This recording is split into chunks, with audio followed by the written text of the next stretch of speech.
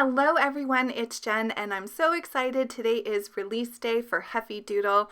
I'm going to be creating a card today using the Wave to Me stencil and the adorable new stamp set called Otter Side, which has a number of different otters and some really great sentiments. So I'm going to get started with the background so I can let this dry a little bit before putting my card together. I've gone ahead and I've taped down the stencil to my panel here. This is Bristol Smooth cardstock cut at 4 1/4 by 5 1/2, and I'm using Distress Oxide inks in Tumbled Glass, Peacock Feathers, and Mermaid Lagoon. I'm just going ahead, I want an ombre look with the lightest color, the Tumbled Glass to the top, the Peacock Feathers in the middle, and then the Mermaid Lagoon on the bottom. So once I get this first layer of color down, I'm going to go ahead and I'm going to work my way back up. So I'm going to add a little bit more ink and blend those areas together like I'm doing here. So adding a little bit more ink and blending the peacock feathers into the Mermaid Lagoon, and then pulling the peacock feathers up a little bit into the Tumbled Glass. Then I will go ahead and add more of the Tumbled Glass to blend in that color with the peacock feathers. Now, this stencil is quite delicate. I found the easiest way to use it is to kind of rub your blending brush kind of upwards away from you. If you have the ability to use a product to stick the stencil, I think that would be really great too. So what I'm doing here is I'm actually just going ahead and using what ink is left on my blending brushes, and I'm just bringing some of that color over to the white area. Now you can leave this as is if you really like that bright white look of the lines. I just wanted to mute it out a little bit. So like I said, just using the ink that's left on my brush, except here for the Mermaid Lagoon where I needed a little bit more ink to blend that. And I'm just going to dull back those lines a little bit. Once I get that complete, I'm going to bring in my Distress Sprayer. I'm going to add some water here just to give that water look to my background panel here, which will allow my little otters to pop. I'm going to peel off the tape and then I'm going to set that aside to dry so I can start coloring my otters. So I'm just going to color one of the otters with you so you can see the colors that I've used. I've colored them all the same. So my darkest, I'm using the E49, my midtone is the E29, and then my lightest color is the E25. And I'm using this color combination for the body. So I added the darkest shadows above his face there, and where there's that little V in his face that's so cute. I love the expressions on all of the otters. And then I wanted to add some shadows to the insides of his arms and then around his belly and to one side of his tail. So I chose the part that was curved just to add a little dimension to his tail.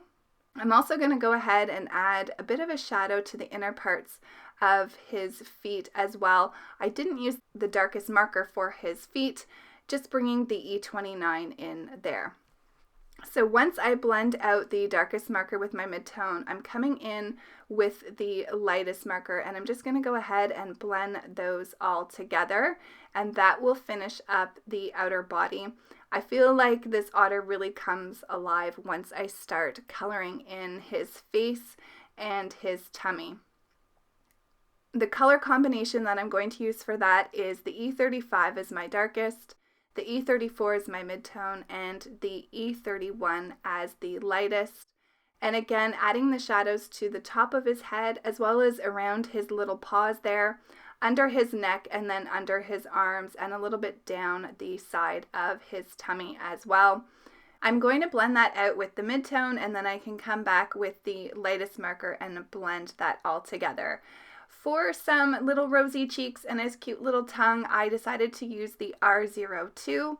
And once I had that colored up, I could go ahead and use the coordinating dies to cut out all of my little critters and the shells that I'm going to be using for the card. And one of the things that I love about Heffy Doodle coordinating dies is they often cut on the black lines for critters' hands or people's hands so that they can hold things. So I'm just showing you there that 2 of the otters have those cut lines where you can add things to their hands, and I'm going to tuck those little shells into 2 of their hands. So now we can go ahead and work on the sentiment. So this card is inspired by the Adele song Hello, and I'm sure that was the inspiration behind the sentiment Hello from the otter side. There is a sentiment in the stamp set that says that, but I really wanted to play this up, and so I grabbed the big bold words sentiment stamp here. And this one says hello you. I masked off the U and I'm just stamping out the hello with my VersaFine Clair black ink. And I am going to do that twice. I had a bit of a cat hair there, which was free of charge, that I needed to get off. And so now the hello is really bold on the card, which I love. So here's the sentiment that says hello from the otter side. I'm just going to mask off that hello so that it doesn't repeat, and I'm just going to use the latter part of that sentiment from the otter side. So I'm going to stamp that out twice as well, just so I have a crisp black impression on that wavy background, the ocean background. So while I had my MISTI out, I decided to do the inside of the card, and don't do what I do here. I got my magnets way too close to each other and they attracted to one another, and boy was it hard to get them to separate. So just be careful with your magnets. But I am going to stamp more of these sentiments onto the inside, and this says you are utterly fabulous, I believe, in every way. Yeah. So there's lots of buildable sentiments in the stamp set, which are really cute, and I had this extra otter here, so I decided to add that to the inside of my card as well.